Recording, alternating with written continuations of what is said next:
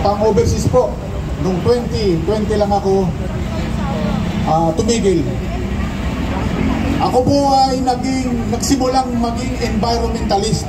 Ipinaglalaban ko po ang problema dun sa bayan namin dahil mali po ang ginagawa ng DPWH. Mali. Malulubog kami sa baha, no? So hanggang sa ako po ay nanaliksik ng sariling sikap. Kaya ako po ay naging naturalista. Alam po ninyo, yung naturalista, mas mataas po ang antas ng kalaman ng naturalista sa environmentalist. Kaya po ang mga ilalahad ko dito ay kinukuha ko po ang atensyon ng mga environmentalist na kung mali ang aking sasabihin dito ay magtuos tayo. Kay Architect Palafox, sa mga taga-UP Marine Scientist, at mga sila Rodolfo Siringan, no, na patutunayan ko na mayroong malaking pagkakamali ang nangyari sa pagpapatupad ng flood control na yan, no? Ay papatunayan ko sa inyo. Mapapansin nyo ba na wala nang kalunas-lunas ang baha? Sa isang taon, gumagastos sila ng 316 billion pesos. Ilang taon na yan? No? Matagal na sa Senado, halos 3 taon, araw-araw sinasala ng DPWH. No? So, didiretsahin ko na po kayo. No? Ang pagkakamali po ay napakalaki. Dahil mali po ang nangyari. Nakasaad po sa ating konstitusyon. Hi guys. Dito po ang aking basihan. Meron po silang nalimutan. Ito po, according po sa ating saligang batas sa Ingles, the state shall protect and advance the right of the people to a balanced and healthful ecology. Yan po ay ginagawa nila, no? Para maligtas tayo sa baha. Pero meron po yung kadugsong. Ang kadugsong po noon ay in accord with the rhythm and harmony of nature, no? So ano po ang malaking pagkakamali? Sasabihin ko na lahat ng flood control na yan ay scam, no? Ang ibig sabihin po niyan na tayong humanity, tayo ang makikisama sa kalikasan, sa tadhana. Tayo po ang makikisama sa kalikasan, sa tadhana. Hindi po mangyayari na ang kalikasan ang makikisama sa tao, no? Yung po ang malaking pagkakamali. Yan pong lahat ng flood control, doon na lang po sa flood control. Isipin ninyo, kukontrolin mo yung baha, no? Ang baha, ang problema ng baha nandito sa bukana ng ilog, no? Ang binabaha ay Macabebe, Pampanga, Bulacan, no? Nandun sila gumagawa ng flood control sa bundok na wala namang kasaysayan. Yan po lahat ay salungat po yan lahat sa kalikasan. So, yan po malaking pagkakamali. Kaya dapat po lahat ay baguhin. Baguhin po ang sistema. Hindi po flood control. Ang gagamitin po ay flood management. I-manage po natin ang baha. Hindi po natin pwedeng kontrolin, no? Dahil ang baha po, yan po ay tadhana, talagang babaha. Hindi po pwede na yung isang lugar ay i-exempt nyo sa baha, no? Dapat po yung baha ay pinapabayaan na natin para hindi lumalim, hindi maging bayolente, no? Yan po ang yan pong mga itinuro ng mga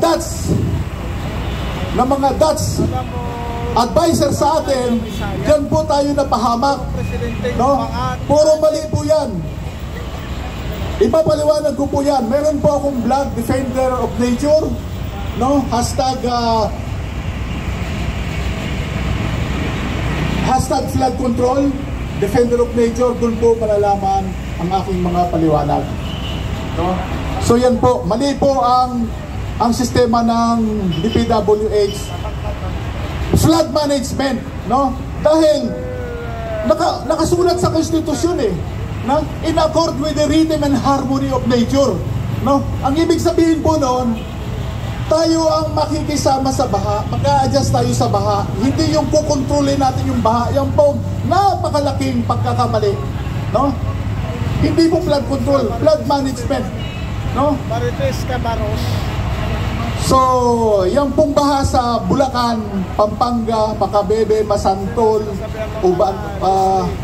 Hagonoy, simpleng-simple lang po ang solusyon dyan sa baha na yan, no? Ang baha niyan ay dahil lang sa dalawang bagay. Dahil sa pilapil ng palaisdaan. Hindi po dapat maging palaisdaan yan, no?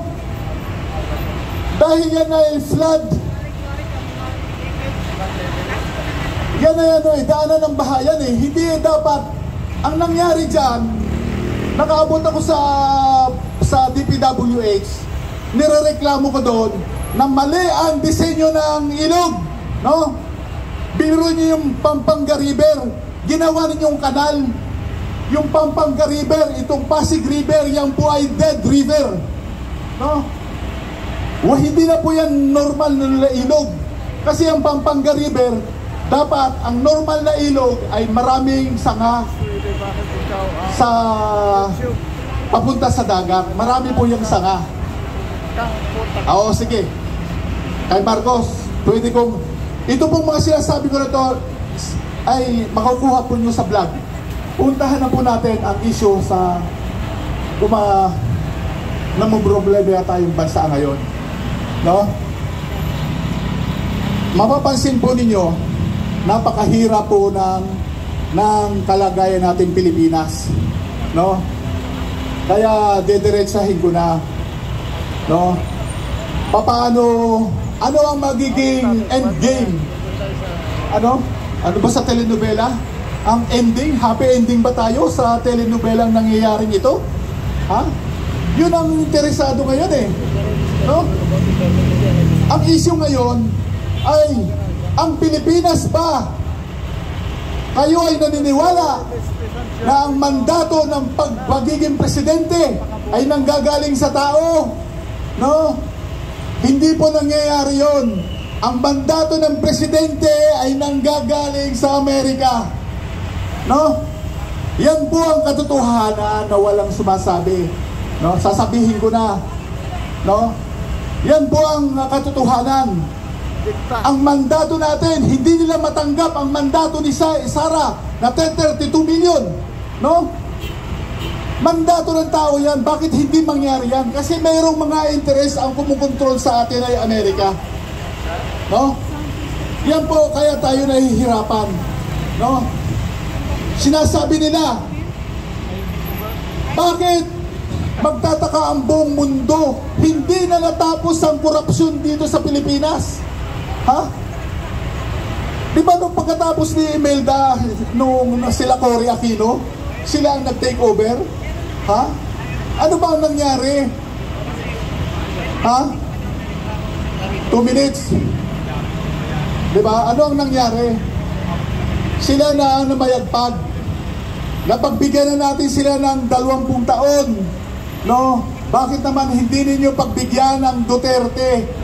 Ha? Naka-6 na taon ang mga dilawan na pagbigyan natin ng nagpresidente si Cory, nagpresidente si Noynoy, nagpresidente si FBR. Di ba? Di ba yan ay recommended lahat ng simbahan? No? Yan ay recommended ng mga dilawan. Umunlad ba ang bansa natin? Ha? Yeah. Ang tagal-tagal nila dyan. Kaya ako'y nakikiusap sa simbahan, sa CBCP, total naman, napagbigyan na kayo ng ilang taon, no? Tapos ipapangaral ninyo na masama ang Duterte. Nasubukan na ng 6 na taon na Duterte, no? So kayo naman, napagbigyan na kayo, napagbigyan nyo ang Duterte, no? Naka-6 na taon siya, pagbigyan ninyo, no? Diba? So huwag na kayong sumama doon sa rally nila dahil kayo naman ay napagbigyan na kayo ng pagkakataon para maiayos ang bansa natin, no? Diba? So, tungkol naman dito sa Marcos resign, no? Mapapansin ninyo, sa analisa ko, hindi magre-resign si Marcos. Bakit? Kapalang mukha. Napatunayan na siya ay may pruweba, kapatid niya na siya ay drug addict. At saka mayroong mga sinyales na nakikita na siya ay addict. Alam niyo ba ang addict? Ang addict, Superman. Yan ang nagiging resulta ng kapag ikaw ay nag-drugs. Kapag ikaw ay nag-drugs, magiging Superman ka. Lahat ng